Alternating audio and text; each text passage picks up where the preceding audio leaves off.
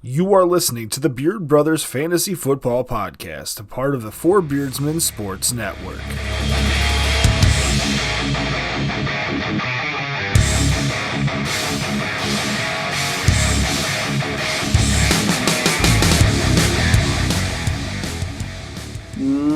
Hello there, and welcome to the Beard Brothers Fantasy Football Podcast. I am Beard Brother Dylan. And I'm Beard Brother AJ. Yeah. And we have a couple of esteemed colleagues here with us this week from our new venture, the Four Beardsmen Sports Network. You guys want to go ahead and introduce yourselves? What's going on, guys? I'm Alex the Captain from College Sports Connection Podcast. I'm AJ the Guru, also from the College Connection Sports Podcast. Alrighty, gentlemen, and we have a special treat for listeners out there. Now, this is our first joint venture, so we wanted to come together and do something kind of special to both of us because we cover fantasy football and NFL, of course, and then you guys cover everything under the sun that is college sports. So we are going to do a pick-by-pick mock draft with each one of us picking every four picks. Putting ourselves in the GM shoes and making these selections based off of how we feel they should, not what we think will happen. So we've got that going. We're going to jump in with a little bit of news. We'll cover the NFL side, and then you guys can jump in with some college sports news here as well. And then the first thing we got, because we actually missed it by a day from our recording last week, Brandon Cooks got traded to the Houston Texans for a second-round pick, and also the Texans received a fourth-round pick back from the Rams for this trade. AJ Nye, I'm going to specify. How do you feel about the trade? I feel it gives them a somewhat decent replacement for Nuke. However, I feel like that team is stacked full of wide receiver twos. Yes, and threes. Yeah, and they have no real clear-cut number one in my eyes. Yeah, from a fantasy standpoint, I'm not interested just from the standpoint of there's a 50-50 proposition that Brandon Cooks will miss at least half the games in the season due to his concussion history. So I do love his talent, and I like his landing spot because he'll be the wide receiver one there. I don't think it'll be Will Fuller, but both of them have the same issue where they can't happen to stay on the field. So do you guys have anything you want to chime in about the deal? I think personally, I watched that deal kind of go down, and Houston has just this entire offseason been shooting themselves in the foot. Yep. That's been the big not thing. Not even Houston, Bill O'Brien. I mean, Bill O'Brien. But, yeah. I mean, Houston's giving him the reins, so he is the coaching face of Houston, if you will. And I think that he's just been he's setting this team back significantly, and I think it's going to show here in the regular season. Not saying they can't make the playoffs. That the AFC South isn't exactly a juggernaut of a division right now, but I don't think they're going the right direction if they're trying to build off of the success of the last couple of years. Exactly. And, going back to Brandon Cooks here for a second, you look at it, he's only played 5 seasons. The guy is only 26 years old. He's been this is his 4th team in 5 years. Was drafted by New Orleans in 2014. Spent a year in New England, 2 years in LA, and now in Houston. So really, I mean, the guy's been around. It's one of those weird things. He's so young, but he's been around so much. Yeah, fun little fact. He is the second most traded player in NFL history. Number 1 is? I believe Tony Dorsett. Sounds about right. Yeah. But I heard that little tidbit, and I was like, damn. It really sucks because he's talented, and it's just he can't seem to stick on a team. He can't seem to stick, and his injuries are what kill him more than anything. Yeah, and he's one of those guys too. I don't think about much in college because he was at Oregon State. Yeah, so it's someone who's one of those guys. Yeah, he was taken in the first round, the 20th overall pick. But you're like, where did he go to college? Or you don't remember anything because he was at Oregon State. But now, Ocho Cinco went to Oregon State too, didn't he?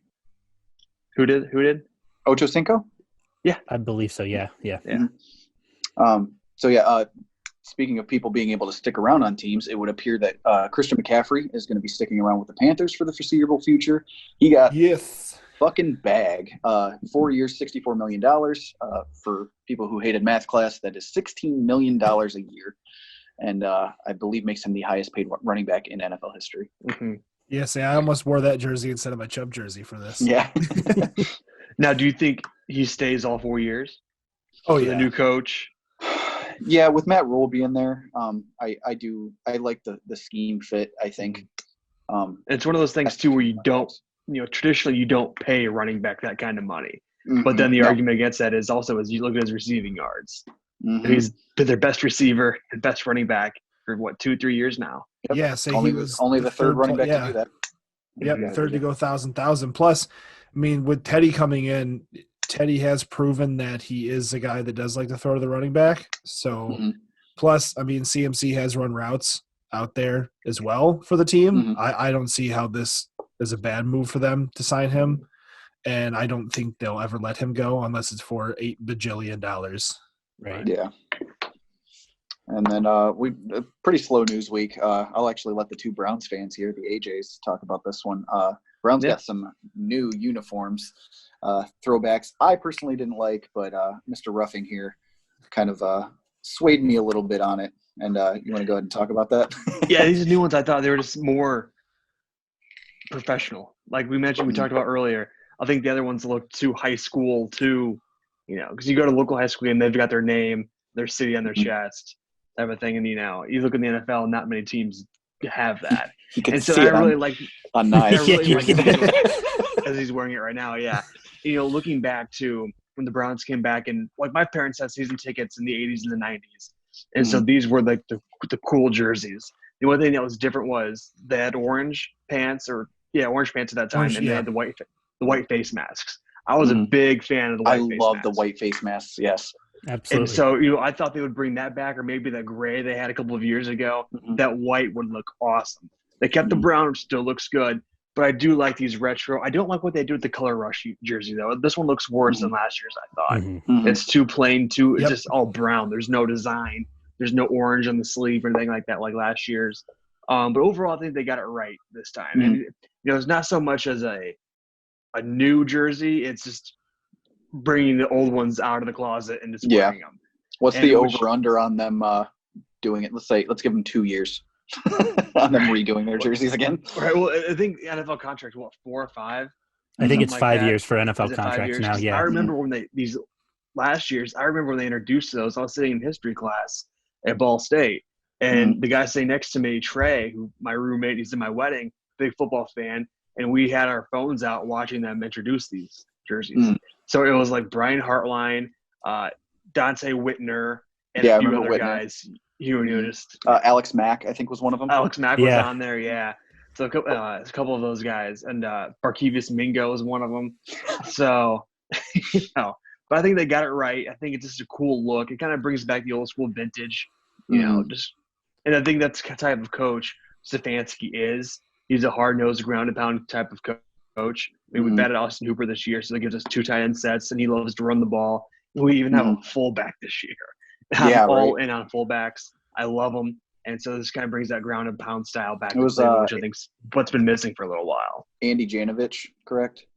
Yeah, out of from Denver. Yeah. Okay. That'll wrap up our NFL news segment. What do you guys got for college this week? I mean, for us, the biggest thing I saw, the Vice President Mike Pence met with the commissioners of college sports. I believe that was today. If it wasn't today, it was yesterday. But they're putting a pretty staunch halt on saying, look, we're not going to have any college sports until all the students are back on campus. And something of note of that, I did see an article, I think it was Forbes yesterday, that put out saying that colleges are starting to look at not even having students back until the spring and just moving the fall semester to the spring, which would really, it affects recruiting big time. It affects, obviously you're talking about taking away a college football season. That's going to cripple NCAA sports for the foreseeable future. Because now, not only have you taken away the NCAA basketball tournament, you've now taken away all spring sports, which includes the College World Series. And then now you talk about taking away college football. You now have lost multiple billions of dollars of revenue brought in by these schools, these bowl games, these host cities, all of this. And I think that's just so crazy that these schools and the NCAA is looking at that as a possibility. And it's wild too, because I sent you that layout a couple of weeks ago. I was trying to find it the other day and I couldn't, but it was how football funds every sport under it. Mm-hmm. You know, basketball does bring in some money, but football funds water polo, tennis, lacrosse, everything down to synchronized swimming. Yeah. So it funds this was the LSU funds they had sent out or showed everybody, and they fed everybody from the top down to synchronized swimming. Mm-hmm. And so that's going to be a huge loss. Not on top of the loss they've already taken here from March Madness and the conference tournaments and things like that. So it's really going to be interesting. Gene Smith, athletic director at Ohio State, he said on ESPN the other day, he goes, if it's not safe for player or fans to be in the stadium, there's no reason to play games with no fans because it's not safe for players either. And he makes that makes logical sense to me. You know, the anti-Vince McMahon point of view. Exactly. Because WWE is essential in Florida now. So God, I know. Well, and I think the important thing is that people need to remember, and obviously college athletics are a huge level of entertainment for a lot of individuals. Mm-hmm. But I think what people need to remember is, and Cardale Jones is laughing somewhere, these are institutions of higher learning. They're not coming here to play football. They're not coming here to play soccer. I mean, some of them are. Some of them know that they're going to go pro when they're 14. But as Cardale a general doesn't have rule, a job right now. Right. Poor guy. But I mean, the goal for most of these kids, probably 85% of these kids who play football, is to get a degree, to earn a degree, to have a career outside of sports. And I think it's so critical that it's a good show for the athletic directors to come together and say, look, we're going to open because we're an educational institution, not because we want to have entertainment to the general public. And, I was thinking about this too earlier. In my 4 years of playing at Ball State baseball, I have one teammate in the major leagues. Just one. That's Zach Plesac in Cleveland. That's it. So, I know some guys who went to the minors, but they lasted a year, maybe 3, and that's it. So, a lot of these guys aren't going to the next level. I can't remember who it was a couple of years ago, but it was like Jerry Rice and a couple of other stars who broke down the percentage of people who make it from college to the pros. And he got to him. He's like, it's 0.0001% of these guys make it here. Yeah. It's insane. Yeah. But that's the big news. I mean, that I saw, that was kind of the headliner of college sports in the last couple of days. I mean, nothing else. Oh, I mean, if for anybody who cares, our Twitter was interacted with Northern Illinois. Yeah, I saw that. So that was kind of fun. We've had a good luck with the MAC. My personal account was at the MAC conference last week, and Ball State as always, and then you with Northern Illinois. So I think they got to follow too. Yeah, they followed us, and then their coach followed us as well. Oh, nice. So I have to get him on the show. Yeah, I was telling the AJ Nye that earlier that we're gonna have. I'm gonna reach out to him and get him on the show. So. Sure, and then once we get things settled in, I'll reach out to Chris Wormley and Stefan Tuitt as well, and we'll get them on the show. Chris was obviously just traded to Pittsburgh. For you other guys don't know, Chris Wormley played at Michigan.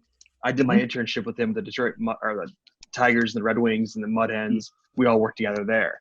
And then I think he went to Whitmer too, didn't he? Yep, he's a Whitmer. Yeah, because my dad has his autograph because really? My aunt works for the school system here. She works for one of the elementary schools. But my dad was a huge fan of his, watching him play through Michigan. Yeah, and he was Nye and myself both graduated from Whitmer. Yeah. Okay.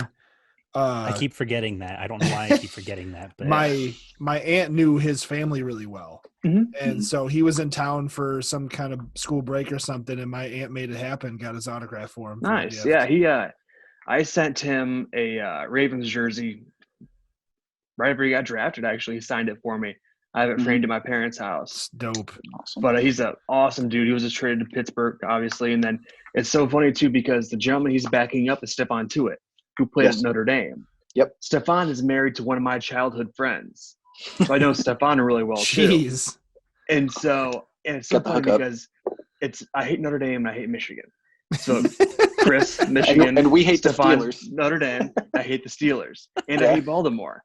So everything, all my karma of all these years is finally coming back to me, haunting me the past 3-4 years. I remember vividly when Stephon got drafted, because the second round, it was, how they do a second round, they bring somebody from Pittsburgh out and they announce a draft. And I'm sitting on my couch, and my parents were sitting there like, this is going to be Stephon. Just going, because it happened to be a guy who played for Pittsburgh who and played for Notre Dame as well. And Stephon was on the board. And so we're, son of a bitch, this is going to be Stephon. And 30 seconds later, it panned to a camera in his house in Georgia, and his family and our friends who were with them, they were all there. And I go, you've got to be kidding me. Then you go to 2016, I'm watching the draft in the third round or fourth round, whatever Chris was, listening, and all of a sudden, Chris Wormley, Michigan, I go, can't get away from it. But they've been great. I get to see them every once in a while. I'll see Stephon in the summers, and then I'll see Chris every once in a while when we're back in Toledo and things like that. But yeah, I have a really ugly purple Ravens jersey signed by him. And it was one of those things, too, where I talked to him shortly after he was drafted, and after he was traded. And it was so weird how Baltimore marketed who'd they get from Jacksonville? Because they marketed him in his number, didn't they? They marketed him in a number 93 jersey. In that moment, I knew Chris was gone. Yeah. I knew it because they put him in a 93 jersey. I go, that's it. And I mean, Calais Campbell's been in the league for a very long time as well. Yeah, he's going to be 34 this year, I think. Yeah, so. And Chris is still on his rookie contract. Mm-hmm. So, alrighty, guys. Let's see in this mock draft. Yeah, exactly. So. We've got it set up here. I'll list the first 4 picks here. Number 1 with the Bengals, that's me. And we're going to alternate between shows. So I'll draft first for the Bengals. Alex, you've got the Redskins at number 2.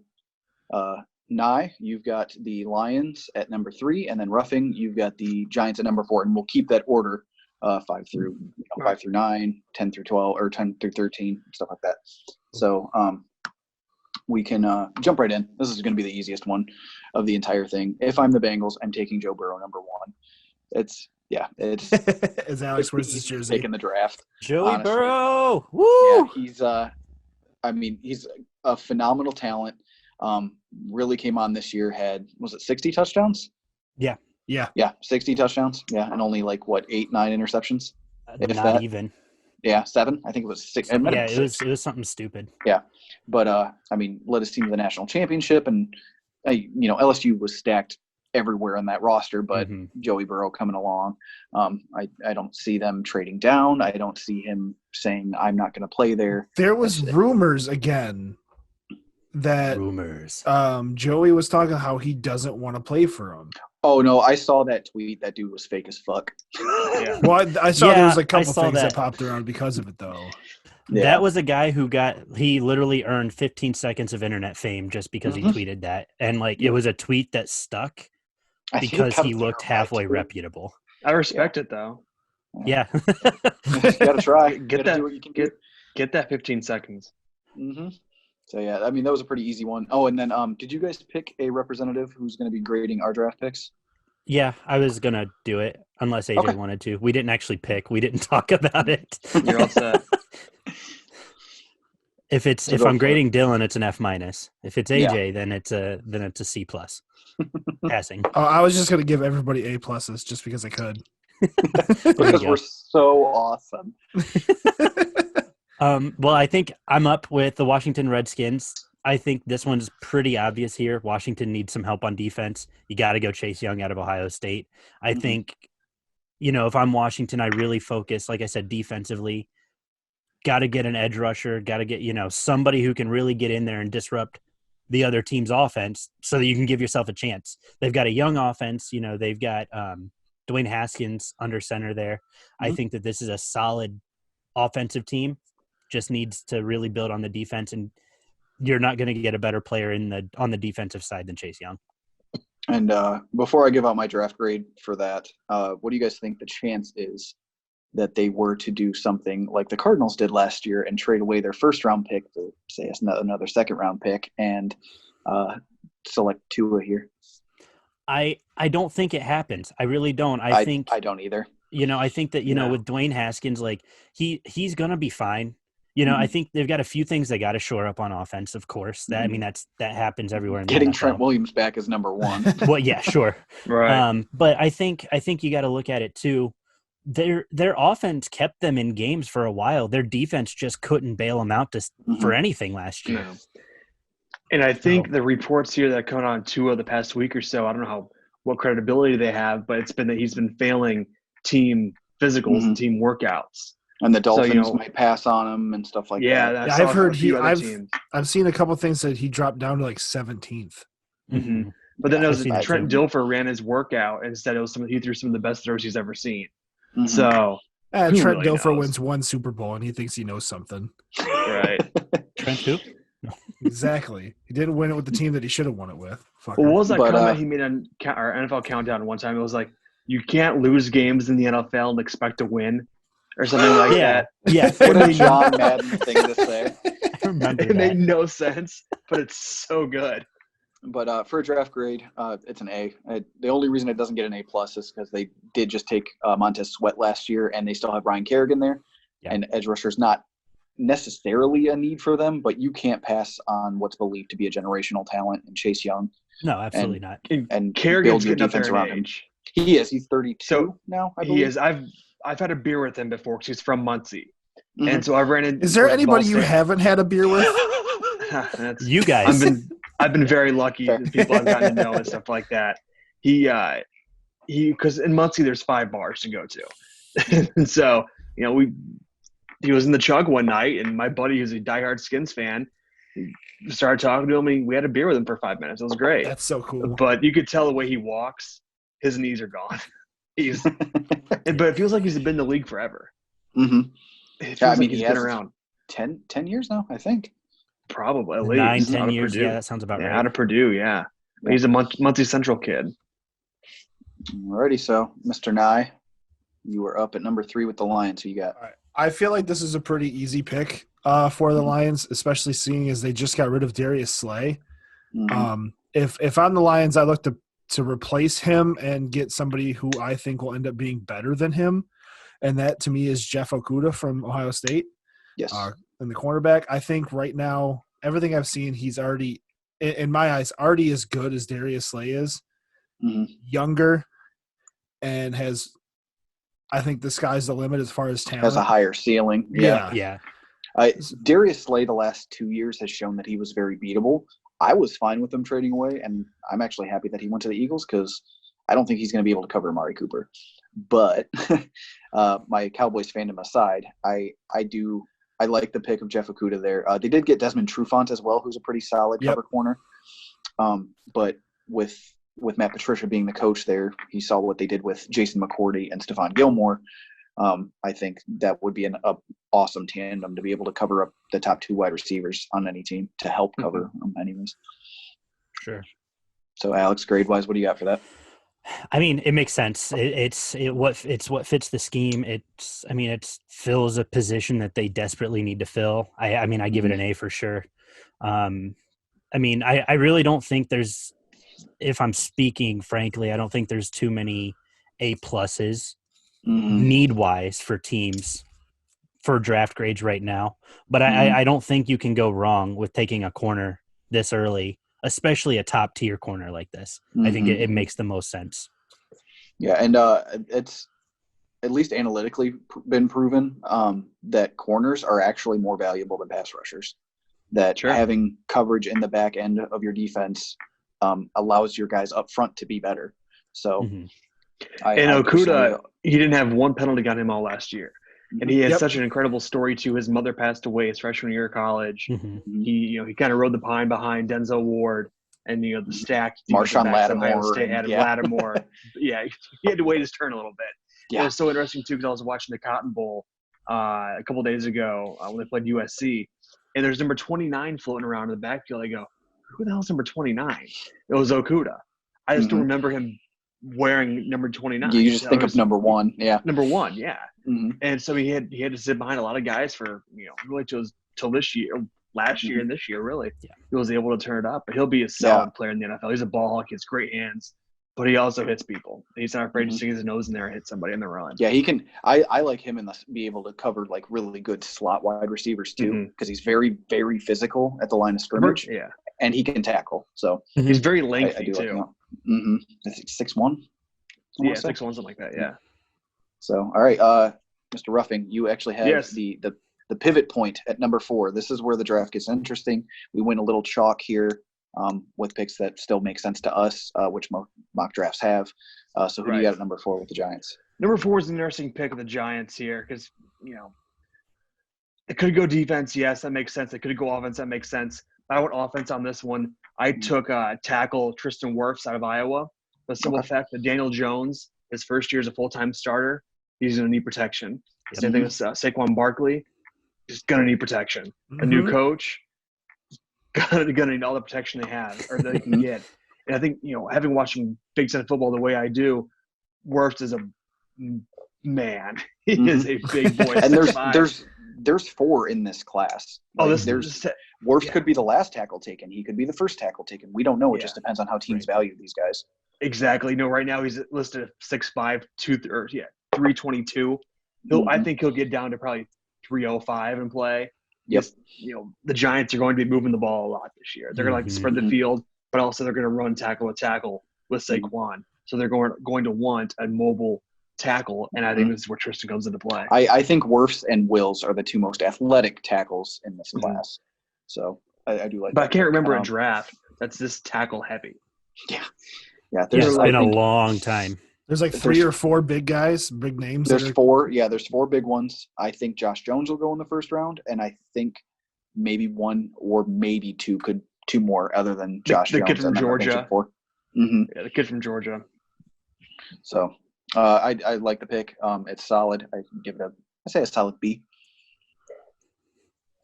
And then, that's passing. That brings it. Yeah, that brings it back to me at number 5. Let's see here. I have the Dolphins. I thought about going outside of quarterback. I just believe so much in Tua's talent. I think if you could get him in the NFL with the right kind of doctors and the right kind of trainers, that he can work out some of these health kinks, hopefully. But talent-wise, I mean, he could have been the number 1 pick if he had stayed healthy all year. So I will take Tua at number 5 with the Dolphins.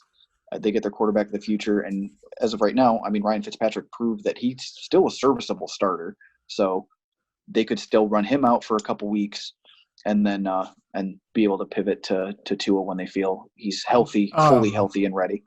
With that, I've seen a lot of reports, especially with Tua's draft stat kind of falling a bit, that there's rumors, and they're just rumors at this point because nobody really knows what's happening with Tua, but that they also could take Herbert.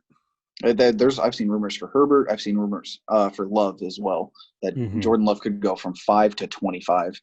And it's like his range is ridiculous. So I've seen him for just about every team.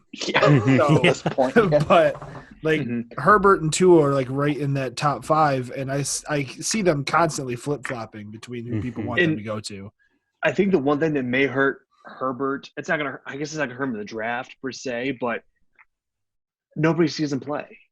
He always plays that 10 o'clock game on ESPN. Nobody knows about him. Yep. I flip-flopped on him and his stock so many times. Yeah, there's times where I get really high on him, and then there's times where I watch him not make the right reads and miss guys, and I'm just like, So. Yeah. And last year, he could have been the number 1 quarterback coming out as well. So. All right, guys. We're going to move on to number 6. Another big one. Alex, you got the Chargers. Got the Chargers. Well, I'm taking Jay Herbs. Because I really like him. I think Justin Herbert for the uninitiated. Jay Herbs. I think. I mean, the dude's built. He's 6'5", 6'6". 6'6". Yep. Yeah, 6'6". I mean, he's big, and I think right now, yes, they've got offensive line problems, but I think that more they had old man quarterback problems last year. Phillip Rivers looked like a shell of himself all season last year. They did do a little bit in the offseason to kind of shore up a tackle spot and a guard spot. Well, and exactly, and that's why I think it's safe to go with a guy like Justin Herbert, who, despite nobody seeing him, like what AJ mentioned, I mean, he's got a solid arm, he's got a good deep ball, and I mean, the Duke, he can play, he really can, and I think that there's a lot of opportunity for him with this team. I mean, he's got Mike Williams as a wideout, he's got Austin Eckler in the backfield. Yeah, I mean, there's so many guys who can provide him opportunities to be successful. I know watching him in the draft, I was really excited. I was excited no matter where he went. And it's just, I liked what he did in the draft. Yeah. His accuracy was great. You know what I meant. Fuck off. So it's just. Don't lose me on video for a second. I was really just happy to see what he was able to show for himself. Because, as AJ mentioned, nobody's watching him play in those late games. So to see him come out and I never seen anything until the combine, and I was very impressed with him. Right. Yeah. I mean, I don't know. I like Justin Herbert. I think again, he fits that system pretty well. It's designed for him. He's more of a pro style quarterback who can do other things. And I think that's exactly how LA's set up right now. I mean, they've got a solid backfield, like I said, with Austin Eckler coming back. It's a perfect storm for a young, talented quarterback like Justin Herbert. And I've seen a lot of comps for him being Josh Allen, which makes perfect sense. Hyper athletic, can run, is able to break sacks in the backfield, very powerful, does miss throws from time to time, a little inaccurate, needs to work on his footwork a little bit, but a very raw, strong-armed kid. Sounds like Josh Allen. Exactly. So we will move on from that, and we're just going to drop the draft grades because this show's going to go on forever. Yeah. I realize that. Yeah. Screw the draft grades. Exactly. I got an A+. All right, next. Everybody gets an A+. Got it. There we go. Boom. All right. Number 7, you got the Panthers, Mr. Nye. All right, the Panthers. You could argue that they could draft a quarterback, but they did just pick up Teddy, and I forget who's playing backup for him right now. I think they'll give him PJ Walker, actually, from the Houston Roughnecks. Yeah. So I think they kind of took care of their quarterback needs. I mean, they have good wideouts. They have Christian McCaffrey who can play. I say he gets at least 2 years. Bridgewater, that is. Okay. Yeah, for sure. So, they just had Luke Kuechly surprise retire on him. So I think their defense needs a little bit of shoring up. And with that, I mean, they'll get a guy that can play quite a few different spots in the back on the defense, and that is Isaiah Simmons from Clemson. He's linebacker, cornerback, and safety. Defensive end, safety. Yeah, he can play. He just plays defense, and I think that is exactly something the Panthers need on that team. And I love if that's who the Panthers are able to get at 7. A lot of people are linking them with the defensive tackle from Auburn, Derek Brown. But if Isaiah Simmons falls to them, that is the steal in the draft, even at 7 for me, because I love what he's able to do on a football field, how he's able to change a game in a heartbeat. But if he were to fall to 7, I think that would be amazing for them. Yeah, see, I had, a list of a couple players just in case Simmons didn't even fall to me in this mock. Derek Brown was the next one I would have taken. Yeah. All right, so moving on to the Cardinals. Mr. Ruffing, who you got? Yeah, this is kind of the same thing I did with the Giants. I took Jarek Willis out of Alabama, offensive tackle. Kyler Murray was just obliterated last year. Since Arizona, the past couple of years, they just had the worst offensive line in football. I just noticed that, yeah. But, yeah, I mean, Jarek Willis out of Alabama, he's a big, strong, physical offensive tackle to protect Kyler because he comes in 6'5", 314 out of Kentucky. He's just somebody Kyler Murray needs protection. He's a small guy, so he's not going to stay in the pocket very long. He's going to go from sideline to sideline. They need an athletic tackle to keep him in check. A guy who can pull. Yep. Yeah, because Kyler's going to be moving around. And Jedrick Wills did play. He played right tackle at Alabama, but that was to his blind side, so he can play. Whoop! I almost lost my camera there for a second. Getting a little too animated. So he can go both sides. Yeah, like a bisexual. But yeah, he came coming out of high school. He was the 34th ranked player in the country, 7th offensive tackle, and the number 1 player out of Kentucky. So he's got talent. He came out as a 4-star. So the guy, you can say he's big, 6'5", 314. He'll probably get down to 310, 305, something like that if he's athletic. But yeah, I want offensive tackle again on this one, Jarek Willis. All righty. No, wait, real quick. I just want to make sure I'm hearing you right. Are you saying Willis?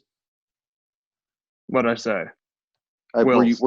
Oh, okay, there you go. Wills, yeah. I was just making sure it was being said right. Let's see here. Oh, I'm up. We have the Jacksonville Jaguars, and with him falling here, I feel like this is a very easy pick. They could go with corner because they got rid of A.J. Bouye. I like C.J. Henderson as the second corner in this draft a lot from Florida. But with him falling here, I think Derek Brown is a no-brainer, honestly. With them losing an interior lineman, the caliber of Calais Campbell, like we talked about, I think he would be able to slot right back in and help them kind of rebuild that defense after all the massive amounts of talent this team has bled out in free agency in the last year or two. So that makes it pretty easy. Alex has yet to join us again, so I'll refer back to you, Mr. Ruffing. I'll let you pick for your brownies. Yeah. I want Andrew Thomas out of Georgia. Take another. I like him. Offensive tackle Thomas. We're going three tackles here on my pick because, like we said, this is a heavy. There's going to be at least 4 tackles going in the first round of this draft.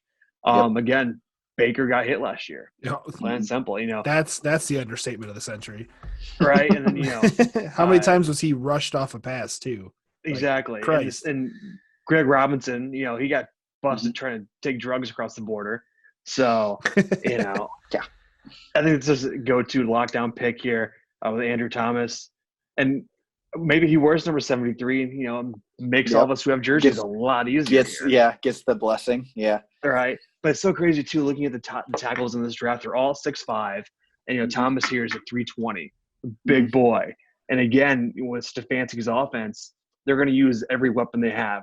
It's receivers loaded right now. Double tight end sets, fullback, great running back. But it's a fairly young offensive line, except take Robinson away. Conklin, we signed him in a nice contract. So really, I think offensive line is going to be the way they go here in this draft. I think it's going to help in the long run. That's there's bets on, and I think you would more or less lose money. No matter, you'd have to probably bet like well over $1,000 on offensive linemen to even get like $1 back for the Browns because they're so heavily favored to take an offensive lineman. Right. So that's a pretty good no-brainer there. Yeah. If we get any of the offensive tackles or offensive linemen in this pick, I don't care which one it is because the top linemen coming into the draft right now, I'd be happy with any of them on that team. Sure. And I think their goal here in this draft is to get a tackle who can give you 10 or 12 years like Joe Thomas did. Yeah, exactly. Definitely. And I think any one of these 4, if not all 4, could. But I miss Joe Thomas. Yeah. Have you seen him lately? Yeah. No. He's like he looks incredible now. Yeah. Is he? He's got a 6-pack. Like attaboy, Joe. He picked up swimming. His joints can't hold the weights anymore, so he just swims all the time and bikes. That's all he does. Shit, all right, that makes perfect sense for him, honestly. All right. That's what I need to start doing then. Shit. All right. Number 11, Mr. AJ Nye. You have the Jets. Jets. The Jets. Say I could have went a lot of different ways, and I still don't know which one I want to go with, even now after looking at this list for like the last 10 minutes. Because I wouldn't say they need a wide receiver because they just brought back Perriman. But they brought him in, yeah. Yeah. And but they did lose Robbie Anderson. But I went the way that Darnold might need some more protection. So I got them taking Mekhi Becton from both of them. And Mr. Ruffing here was talking about how big some of these offensive tackles were. Yeah, this is the biggest one. Yeah, he's the biggest of the big boys. Yeah, he's also the one that ran like a 5'1" 40. Yeah. And he's that big. At fucking 360 pounds or 370, whatever he's at. Now, my big issue with Mekhi Becton is it's rare to see an offensive tackle be that big and be successful. There's one that comes to mind right now in the NFL, and that's Trent Brown, who's playing for the Raiders now. And he's still holding up well at his size, which is 350 plus. Yeah, because that much weight on your knees is already trouble. Like I have awful knees for a lot of reasons, but the fact that I'm 315 doesn't help them. So I couldn't imagine lugging around fucking 350, 360 on these knees. Yeah. All right. So, Rough Rider. That's what I'm gonna start calling you. Oh, you're gonna be a rough. You're gonna be a Rough Raider here. All right. I hate the Raiders. For that joke. Not the Oakland Raiders. All right. It's gonna be weird for a while. I know it's gonna take a minute. It's the same thing with the Chargers when they went from San Diego. The Las Vegas Darth Siths. The Darth Raiders. The Darth Grudens. Yeah. So, all right, this pick here, number 12, I kept it one position, but I could have gone a couple different guys.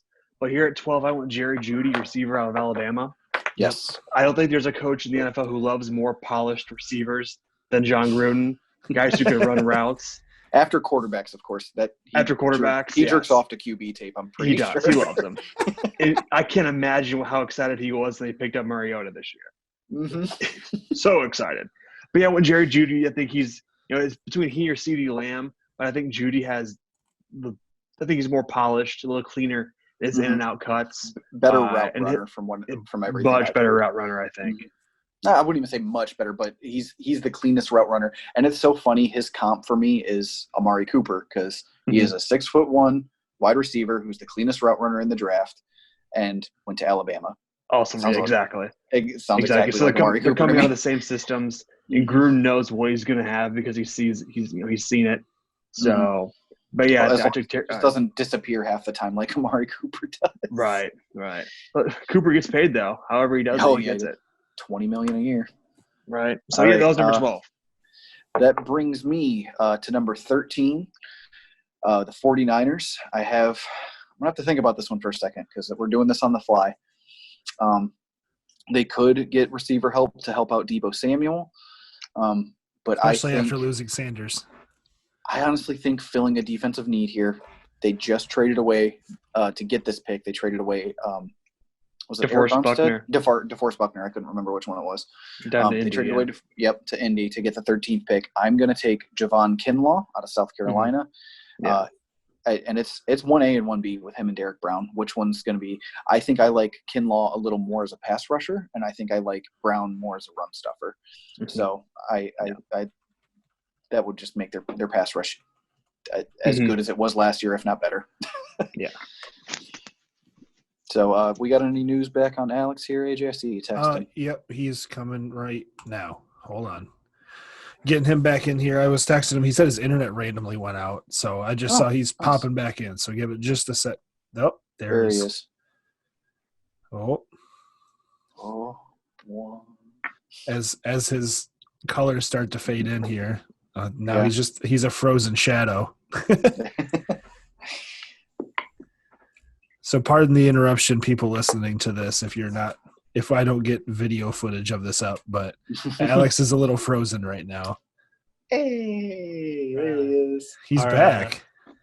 Buckeye Internet decided to do some updates. Oh, okay, because you just went full Optimus Prime on there, buddy. 10 o'clock at night. Yeah, I'm still not getting any video. You might have to run just audio for the time being to see if it'll buff it a little bit. That was great. Oh yeah, sure. Whatever you say, Optimus. Yeah, that's fine. Sounds like a drop for a Skrillex song. There you go. You guys don't get a picture of me. You guys can still hear me, right? Yeah. Yes. Okay, cool. Now we moved through your Browns pick. We are actually back to you at number 14. Now, if you were to take somebody that's already been selected, I'll give you a quick little recap where you were gone. Joe Thomas, number 10 at the Browns. Mekhi Becton, number 11 to the Jets. Jerry Jeudy, number 12 to the Raiders. And then I just selected Javon Kinlaw, number 13 to the 49ers. Okay. So you were up number 14 with the Bucks. That's fine. I think Andrew Thomas is the pick I want to go with. For Tampa Bay, the offensive tackle. He was already taken. Well, you didn't tell me he was already taken. I guess I did. No, you did. Yeah. He was taken 10th at the Browns. Right. None of the top 4 tackles are available. Okay. Well, then that's you said Josh Jones, right? He's available. Josh Jones says, he has not been selected yet. Cool. Then I'm going to take Josh Jones. I think Houston. Yes.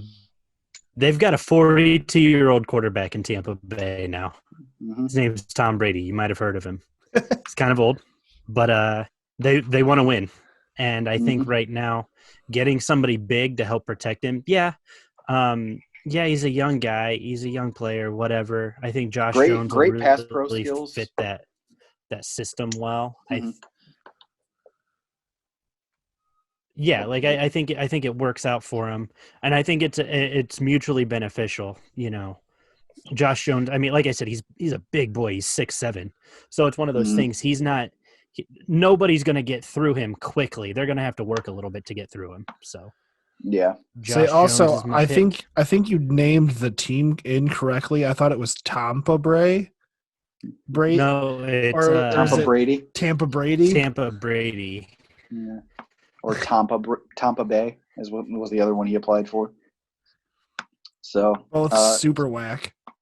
It's a solid pick. I think it's a direction that they could go. With the 4 main tackles being gone, I just think that it's a tiny bit of a reach for Josh Jones. But sure. That being said, it's if you're drafting for need, if they think they need an offensive tackle, which they kind of do with I believe Donovan Smith is their current left tackle, who's very, very meh, like below the Mendoza line. Bad jokes. I got him. But I do like. Yeah, they're going to make a push. They want somebody who can play now, and Josh Jones is one of those guys that I think you can slot in and have him at starting tackle. Mm-hmm. So we've got Mr. Nye. I jumped way ahead to the wrong team. Yeah, it is still Mr. AJ Nye here to the Denver Broncos. Who you got? I went on I could have went 2 ways. I do believe that the Broncos need something more to protect Dan Jones. Mm-hmm. But I also think he needs who? Dan Jones. Drew Lock. That's what I said the first time. Yeah. I was thinking of fucking the Giants for a second. Yeah. Either way, you knew what I meant. You knew who I was talking about. Second year white guy. Got it. Yeah, right. Got it. Both their names start with D. Close enough. John Elway loves those kind of guys. Yeah. He also fucking loves tall broomsticks. Right. So me forgetting who the quarterback was for a second aside, I think they need another decent target out there. I think Noah Fant will do a decent job being a receiving tight end for him. Yes. But I think they would need an actual wideout, so I got them taking Henry Ruggs from Bama. Yes, the burner. I like that a lot.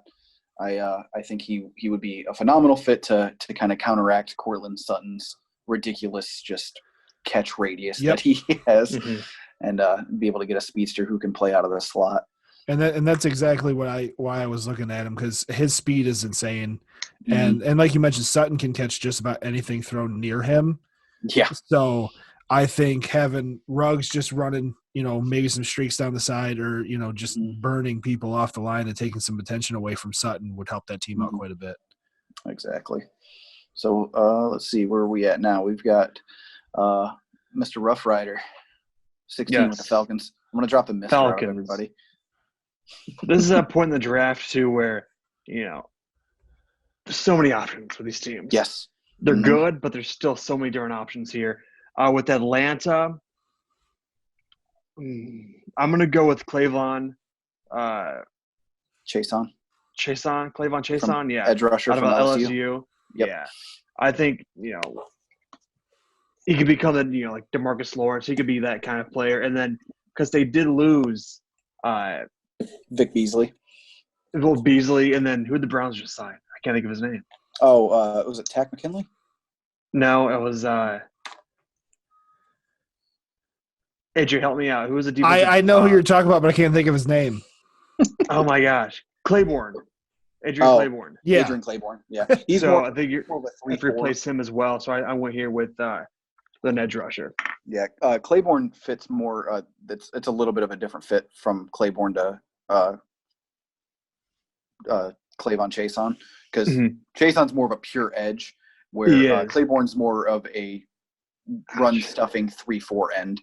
So he's a bigger guy, but still, I still like the pick a lot, and it makes a lot of sense. He's one of those guys too who they're going to put weight on him too. Yeah, they're giving these training programs. They'll put 10-15 pounds of muscle on him.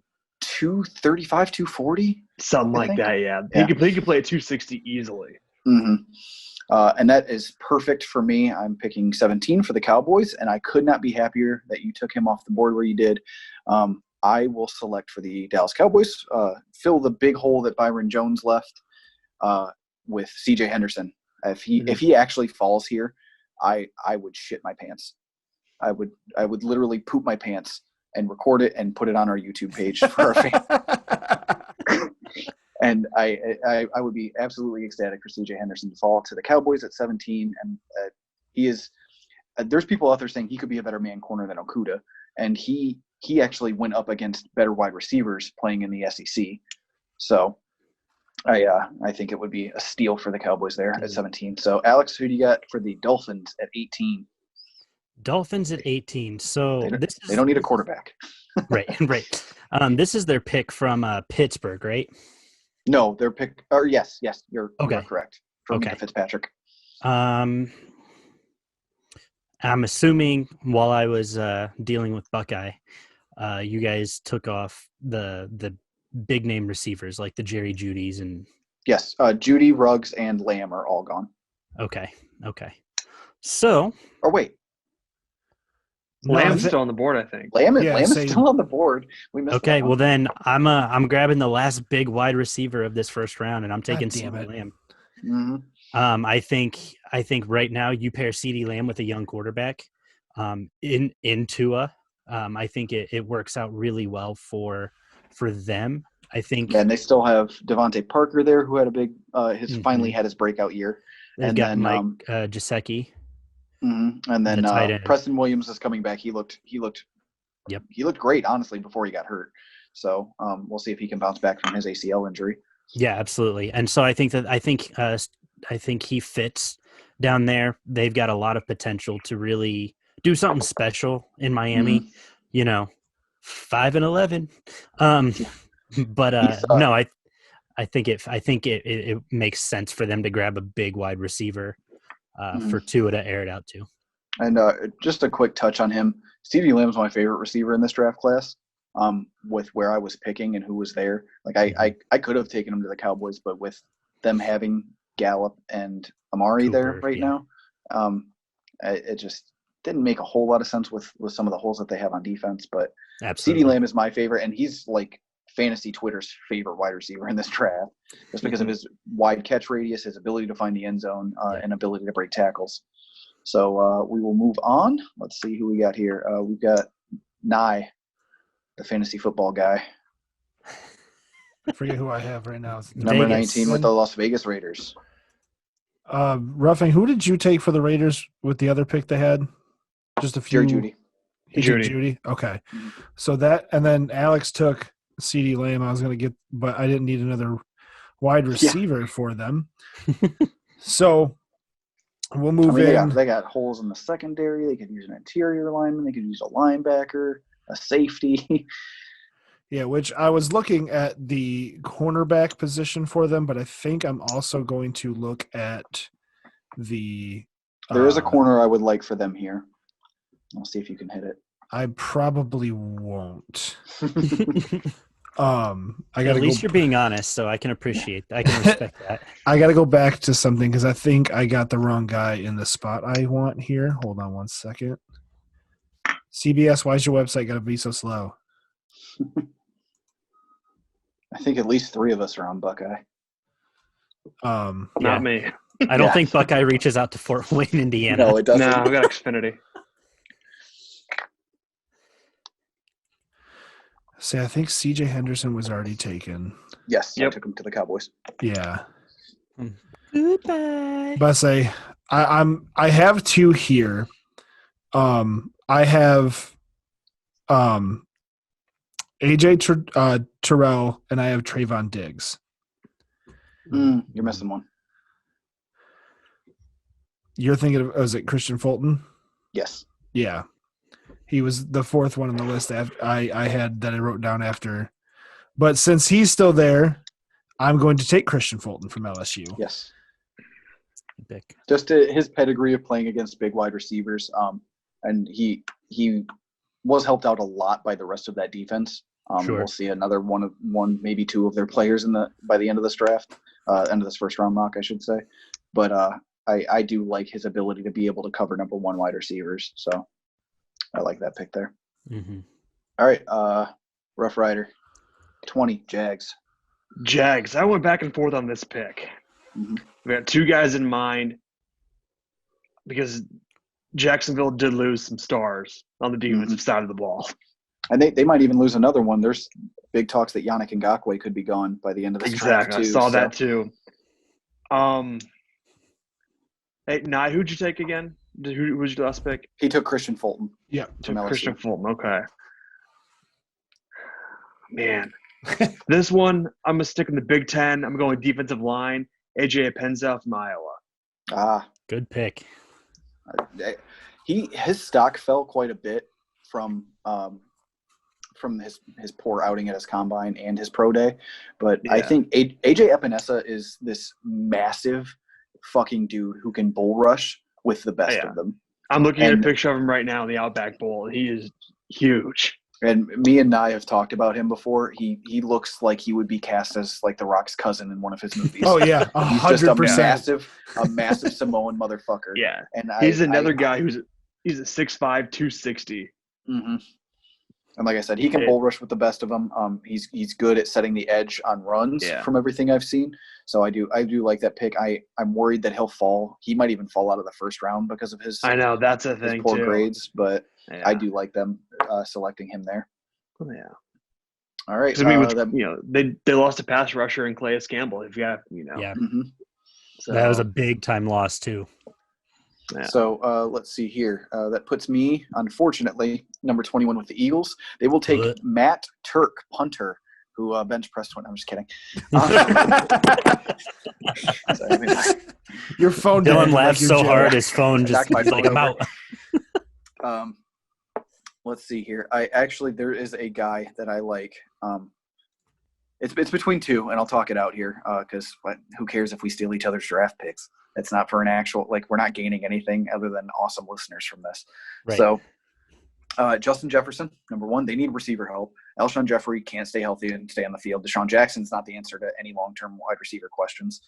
And then Nelson Aguilar and his bad hands are gone. JJ Arthega Whiteside. No, I don't have a lisp. That's how he pronounces his name. Looked god-awful in replacing some of those wide receivers last year.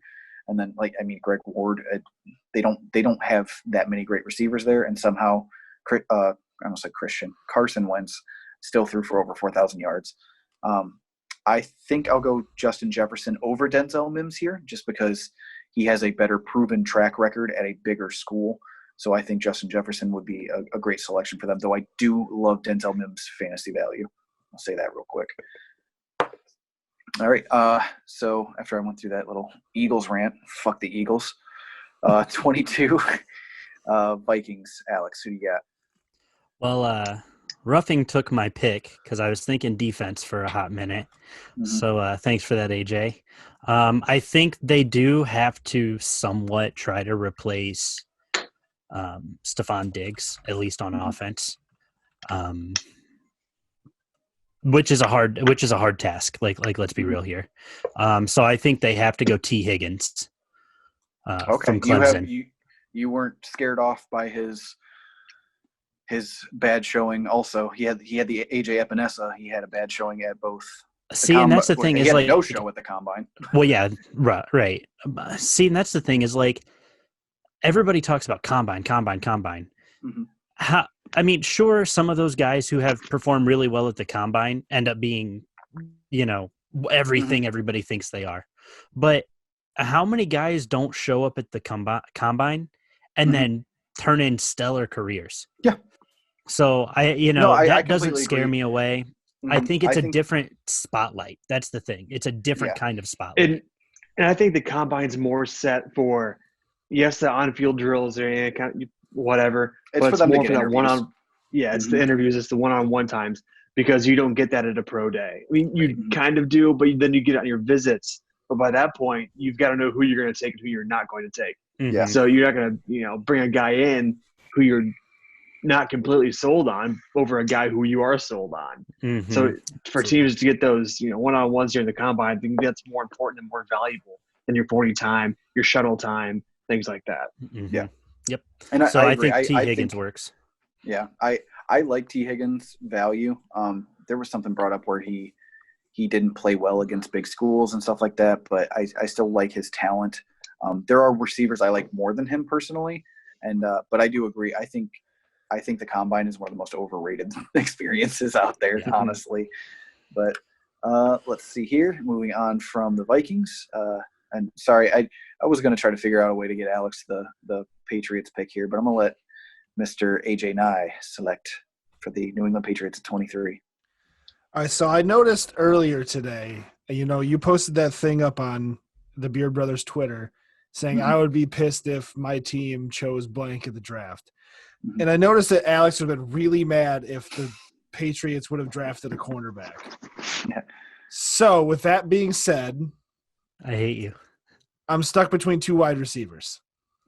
Okay, that's fine. They need help there too. I just wanted to see if you kind of started getting antsy.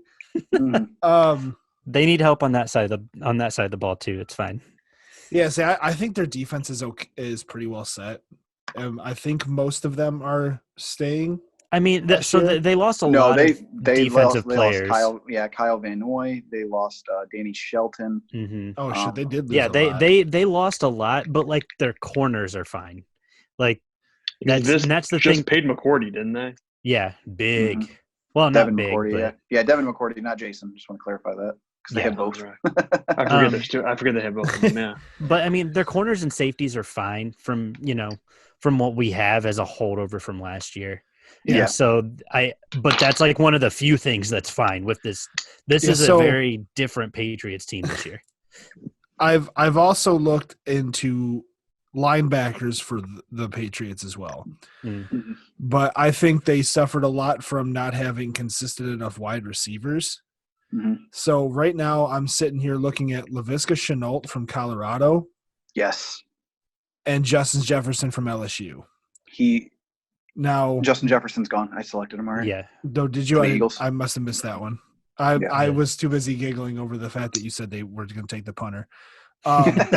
So I think that kind of makes my decision a little easier. I'm going to have them take Laviska Shenault, wide receiver from Colorado. Big boy. This man is my love child of this draft. I think when we were first talking about draft stuff on our show, after we watched a lot of highlights of him, I think he was both our favorite wide receiver coming out of it. And outside of Chase Claypool, who could be moved to tight end because of his size. I think who's probably is the most. Oh, go ahead. I would say Laviska Shenault is the biggest, most physical receiver in this draft class, and easily he reminds me so much of Anquan Bolden.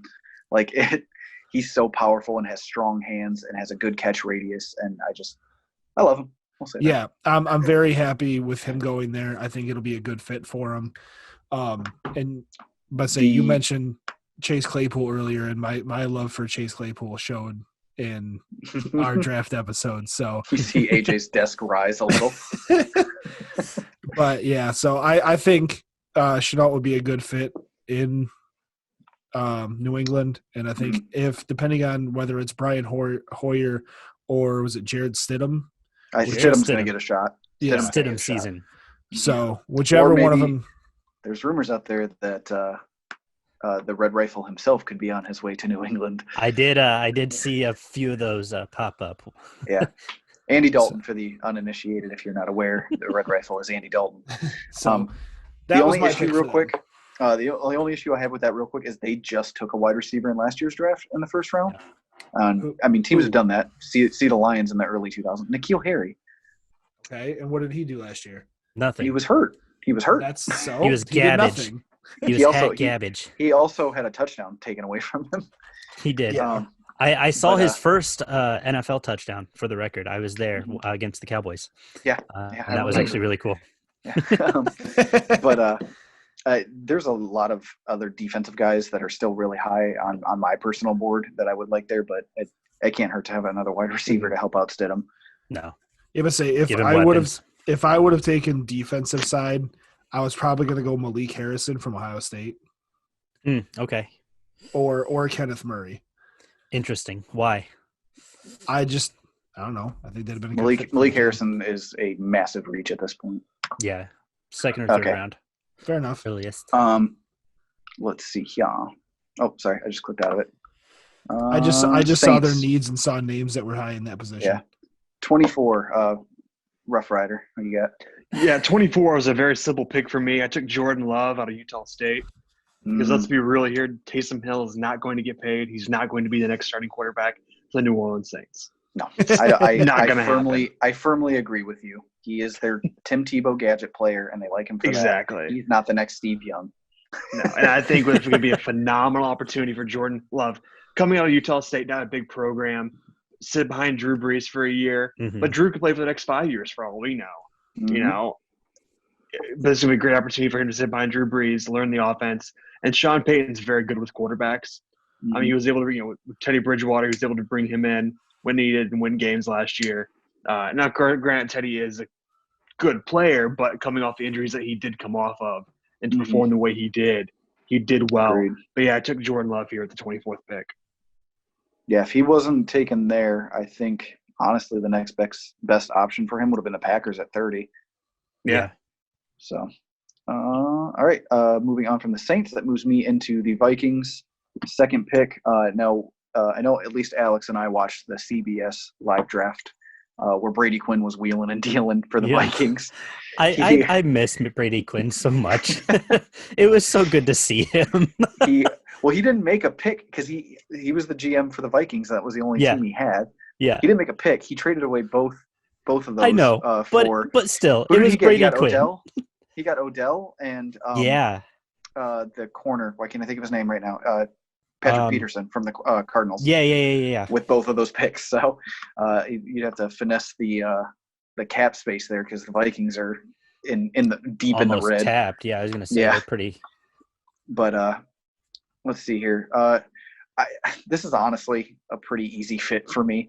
They retained their safety with a franchise tag, Anthony Harris, and they still have one of the top 2 or 3 safeties, and Harrison Smith's still there. He is getting a little up there in age, but they lost a defensive end. They lost a corner in both Everson Griffin and Xavier Rhodes, respectively. I was going to say, I thought they lost Rhodes.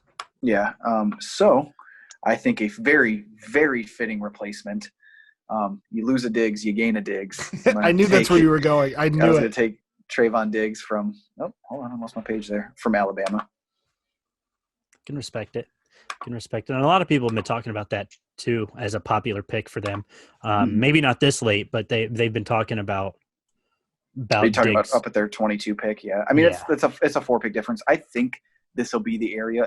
Trayvon Diggs could fall into the second round. It just depends on which corner people like and which scheme they think fit better for them. Because where is he?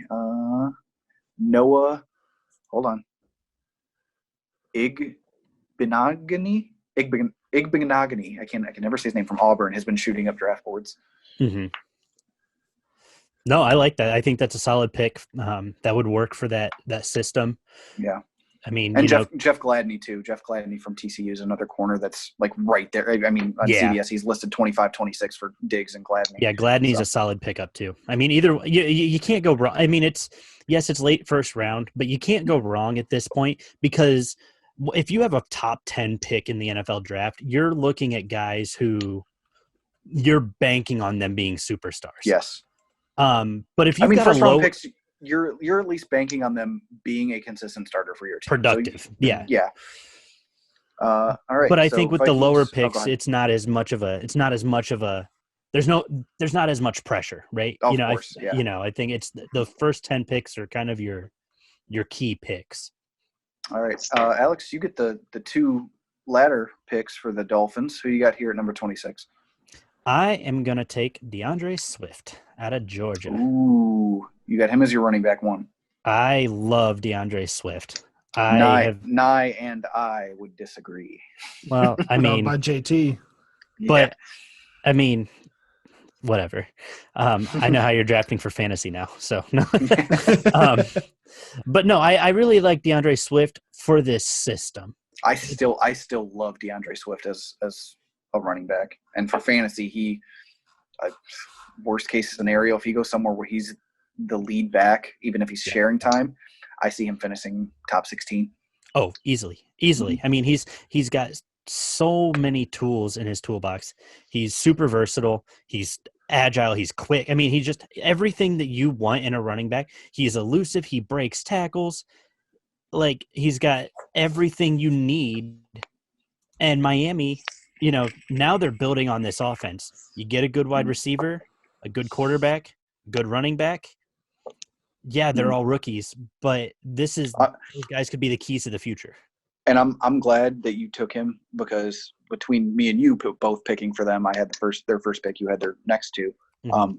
I think they go offense all three, honestly. Yeah, because absolutely. they spent so much goddamn money in free agency on defensive players. Yep. Like, they spent so much money. So I would not be surprised if they went offense.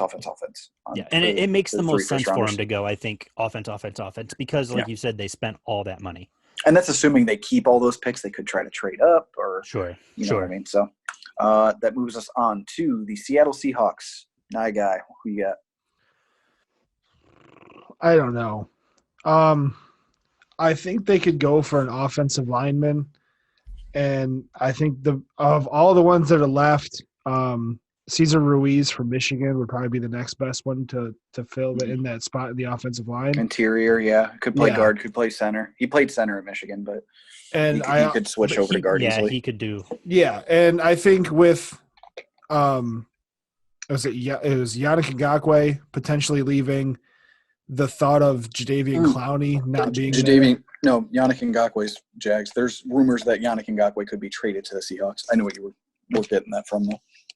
Yeah, I misread that. Sorry. Yeah, Clowney is the one who's gone as of right now. So they could use a pass rusher. Yeah, and that's the route I went with them needing a pass rusher. And I'm gonna butcher this kid's name so bad, but he's from Penn State, and it's Yetur Gross-Matos.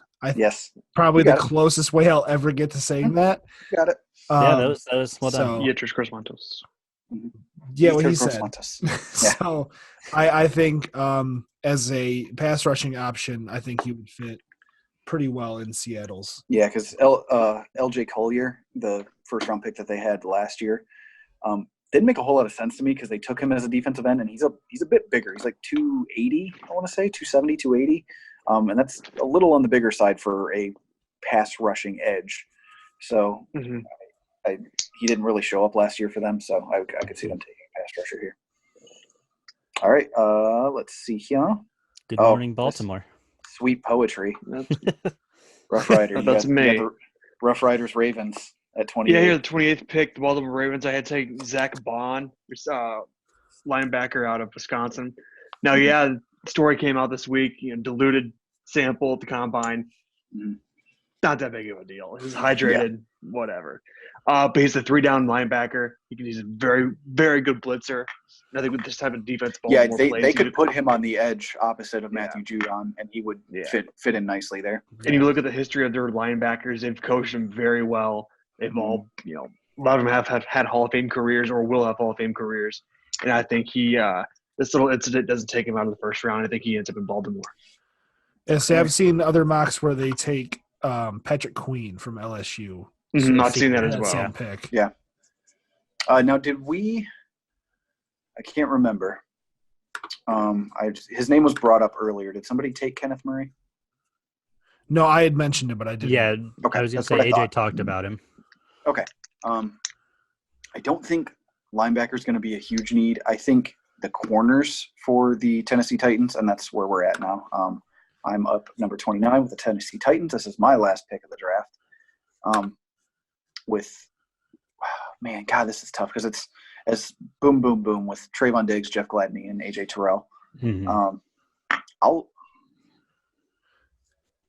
I'll go with Gladney. I feel like they could use a slot guy, with Malcolm Butler being not what they expected when they got him. I'll take Jeff Gladney going to the Titans here at 29. I like it. I mean, it makes sense. I mean, like you said, they need a slot guy.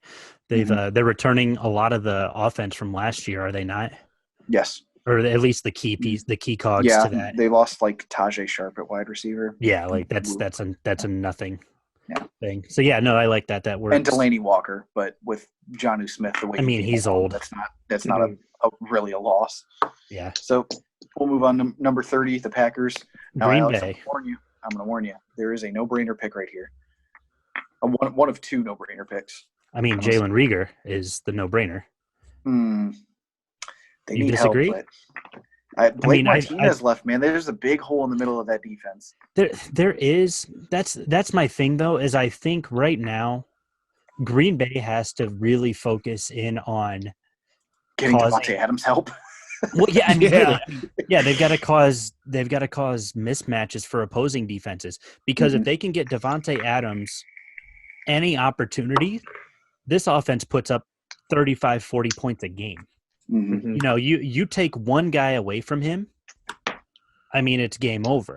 I think Jalen Reagor does that. I think he's a slot receiver for this team more than anything. Yeah, of course. You can keep Marquez Valdez on the outside. He's 6'5". He's a massive dude. Yep, Davante Adams. Exactly. And you could switch around Reagor and Adams and have Adams run slot routes because he's one of the better route runners in the league. Absolutely. You could have him, do a little more with the offense than what they did last year. So I think Jalen Reagor is the pick for me. If I'm Green Bay, I take him with the 30th pick of the first round. I agree. I do like the pick, honestly. It's just we have had both Kenneth Murray and Patrick Queen Still more or less sitting. fall out of the first round because I don't. The Niners don't need a linebacker with Greenlaw, and they're stacked at linebacker. Yeah, they really are. Well, honestly, there's one place they could go. So, all right, number 31, my guy, 49ers. Where are we going? Somewhere in San Francisco. They filled a need at defensive tackle already. So, and they had another pick earlier, and I think had them. Javon Kinlaw, yeah. So they took an interior defensive lineman, so they're good there. Yeah. So really, the only thing I could think is they would need a wide receiver. Yes. Now, there's my heart says Chase Claypool, but that's just me wanting him to go in the first round. Yeah. That's all. That's just pure bias because I like the kid. And I think, as you've mentioned a few times, he's going to end up being a wide receiver. Mm-hmm. Or, a tight end. Mm-hmm. Just because of his size. And if that's the case, obviously San Francisco doesn't need a tight end at all. Yeah, clearly. So I think at this point, the 49ers will take Denzel Mims from Baylor. Nailed it. I absolutely love that pick. There was one other receiver, Brandon Ayuk from Arizona State. Those were the two I had. I like him a lot too, and I wouldn't be surprised. Some of these wide receivers are going to have to slip into the second round. There's so many of them I don't have Brandon going until mid-second round, honestly. Yeah, I think just because it's so stacked with receivers this year. Mm-hmm. And a lot of these guys went to bigger schools, so I know fantasy Twitter loves Brandon Ayuk, so we'll see where he ends up, but. Right. And Mr. Ruffing, you have the ultimate pick in the draft for the Kansas City Chiefs, the Super Bowl winners. I do.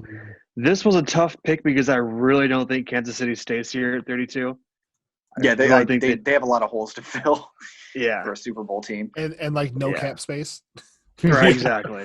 So I honestly see them trading that pick back and getting a lot of second, third, and fourth round picks out of it. Yeah. I really do. Because, like I said, they have no money to spend. They have a lot of holes to fill.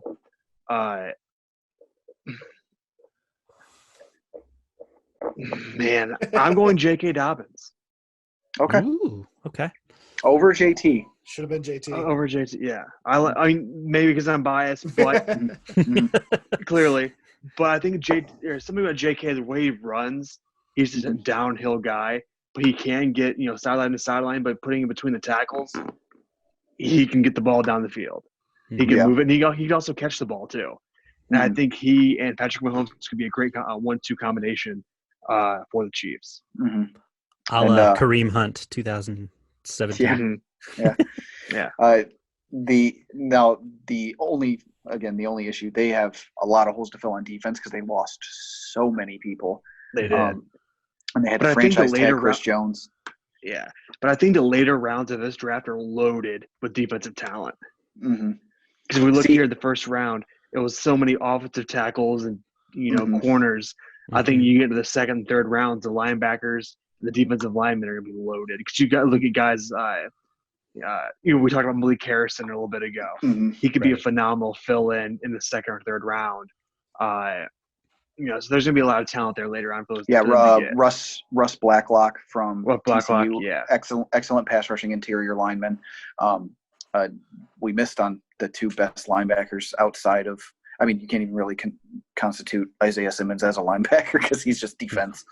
But Patrick Queen and Kenneth Murray, I like those guys a lot. They're both hyper athletic and very aggressive. Have a great nose for the ball, be able to fill in run gaps and set edges when need be. So I feel like we missed on them a little bit, but whatever. I had fun. And J.K. Dobbins went in the first round, so go J.K. He's one of those guys. He was either going late first, early second. Yeah. I think I had him slotted because what is it? Clyde Hilaire from LSU has been eating up a lot of – he's been moving up draft boards a lot as well. Very good option out of the backfield to be able to catch the ball. But, J.K. Dobbins is that as well. And with the Kansas City Chiefs with that pick also, my defensive pick was Jalen Johnson out of Utah, cornerback. Yeah. So – yeah, and he would fit. I mean, if there's one, I don't even want to say glaring weakness for Kansas City, it's their corners. Yes. So I think that would be a solid choice as well. They lost one of the Fuller brothers to the Redskins. Yep. Yeah. And Shavarius Ward, I like him a lot. He's big. He's not the best cover guy, but he can jam guys off at the line and stick with them for a little bit. Yep. But if a guy is able to get a first move, God forbid, a second move off on him. Yeah, no, absolutely. I mean, it's game over. Do you guys have any players you're looking out for a little later in the draft that you really like? I mean, so you kind of talked about Clyde, and I can never say his name. Clyde Edwards-Helaire. Thank you, from LSU. And I think there's a lot there. He's got a lot of tools in his toolbox. It seems to be my go-to phrase, but I think he has a lot of he's a special kid.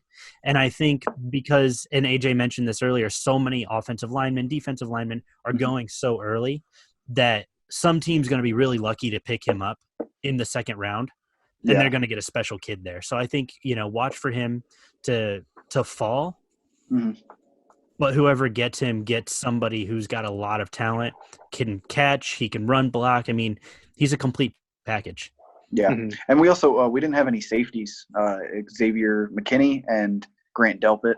I honestly see Grant Delpit falling out of the first round for some reason, but it takes one team to like him. So I also like KJ Hamler out of Penn State, receiver. Yes.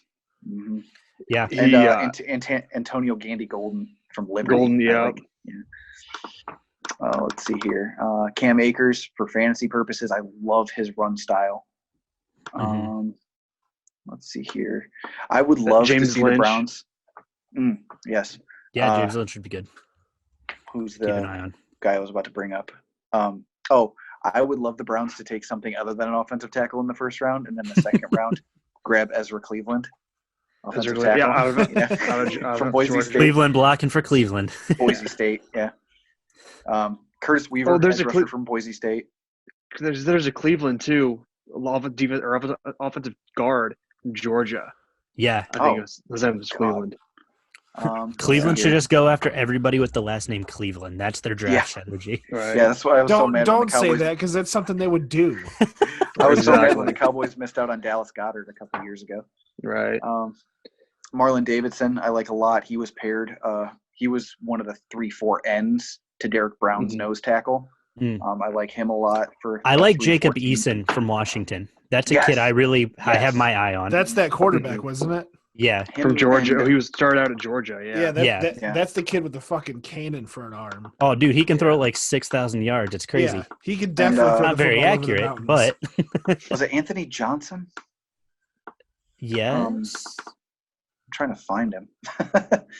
I just seen. I think he'll actually be a good pick in the second or third round because I think he'll outplay that by a lot. Damon Arnett from Ohio State. Yeah, Okay. He's an early second round pick. Yep. And then you got to think about it too. Last year, he played most of the year with a cast on his right hand, and yet he was still shut down. Mm-hmm. Yeah. And then I honestly think one of the more interesting players in the draft, Jalen Hurts, of course. Seeing where he goes, AJ and I would love him to go to the. I mean, not love him to go to the Steelers, but I think that would be a perfect fit for him. Be able to sit behind Ben for a year probably because he's going to go long haul trucking after he retires this year. But yeah, that's about all I got. His post-career career. Right. So I don't see any of the other names. I was going to say, I feel like that kind of does it, at least for me. I don't know for you guys. Oh, those are kind of the names I'm watching. The big O at tight end, I think he's going to be the guy to watch. And then Chase Claypool, we talked about him. But there's so many tight ends that are just all kind of clustered together in that second, third round range. Yeah.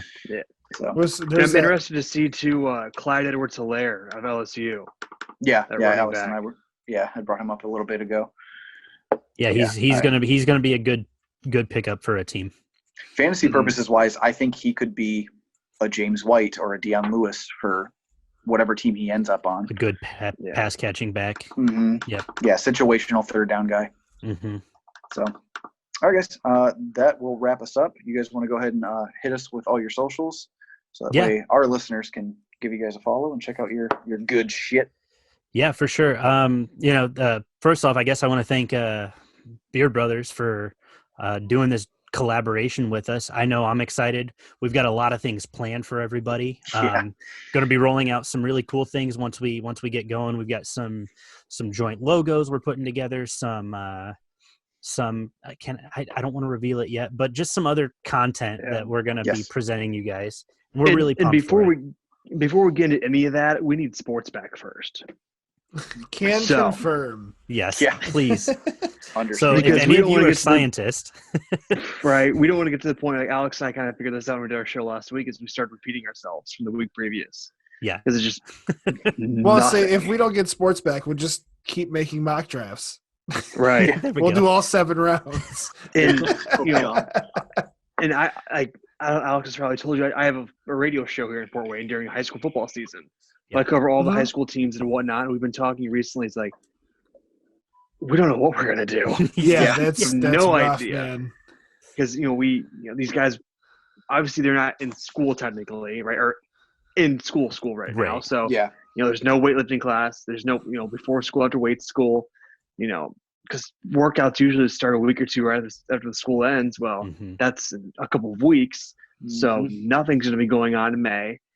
And so we're all kind of scratching our heads over here, high school level. What are we going to do?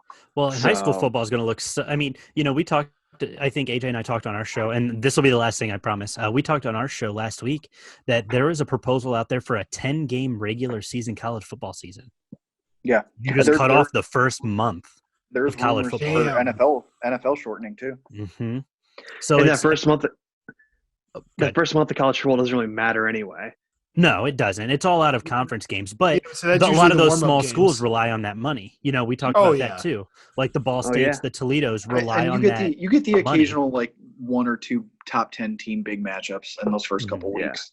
Alabama, Ohio State's in 2023 or whatever year, 20 next year. I think it's actually Ohio State's paying Ball State $1.9 million. Mm-hmm. That's huge for Ball State to come to the shoe. Yeah, to get kicked around for 4 and get obliterated. Yeah. So I'm trying to figure out what to wear. Yeah. My heart's Ohio State, but my college degree says Ball State. My student loans say Ball State too. So exactly. I don't know what to do. Ask them.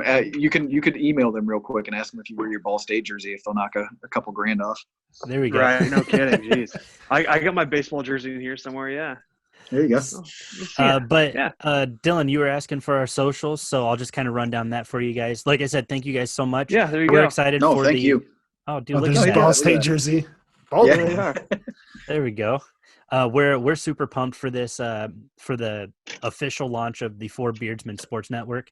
This is kind of that first go of it, and we're excited. I know AJ and I have been talking about it. I know you guys have been talking about it. All the beards are here. We're super pumped for it.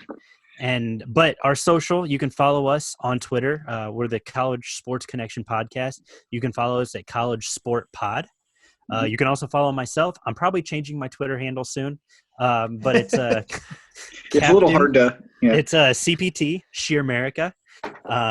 You could just look me up, Alex Sheer, and then you can look up AJ. It's mine's at Roughing 55.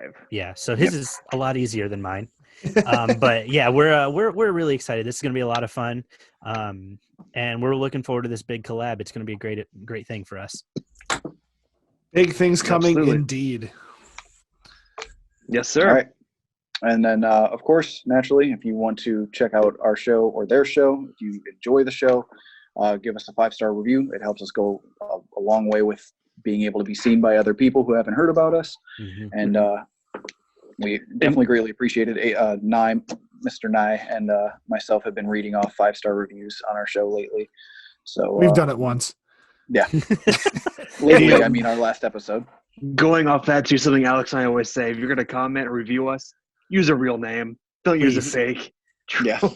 Because early on, we had some wild ones. Oh, yeah. I don't doubt that. People are crazy. and I'm sure it's just our friends just trolling us or whatever, but like, come on, guys, like, do something real for us, please. You don't want to see a 5-star review from Dong Whisperer 69. Yeah. Like well, maybe we do. That could be a good thing. I mean, it depends on how good the review is. Right. Yeah. So our socials, you want to follow us at Beard Brothers FF on Twitter, and then it's just Beard Brothers Fantasy Football on any other social media platform. We are on every podcast platform known to man. So iPad died, so Roughing's out. He says bye. But yeah, if you want to give us a follow there, we are still going to be giving away that signed Irv Smith junior jersey here. Hopefully once this blows over soon. Yeah, once the Cooties goes away. Exactly. We'll be doing a giveaway for that, and that's about all we got. Drafts 8 days away next week. Yeah, so I won't be in town for it. So yeah, Alex and we'll host one for his show. Maybe we'll FaceTime each other during the draft. Yeah, right. It's not like we have anything else going on. Exactly. I mean, if you guys want to have me on, we can go over the draft. That'll give me something podcast wise to do. There you go. And we'll let people know we're taking a little break from ours because AJ's out of town. Places. Yeah, out of town during a lockdown. That makes perfect sense. We'll have you come on one of the shows. Our borders ain't shut down, dog. I'm free. Yeah. So cool. Thank you guys. This was a lot of fun, and I know that we're looking forward to this. So that will wrap us up this week, and we love you guys. We appreciate you, and we'll see you guys next time. Goodbye. Oh, fuck yeah, guys. Make sure you stay home, stay safe, and don't go across the fucking border, you idiots. All right, we'll see you guys next time. I'm out.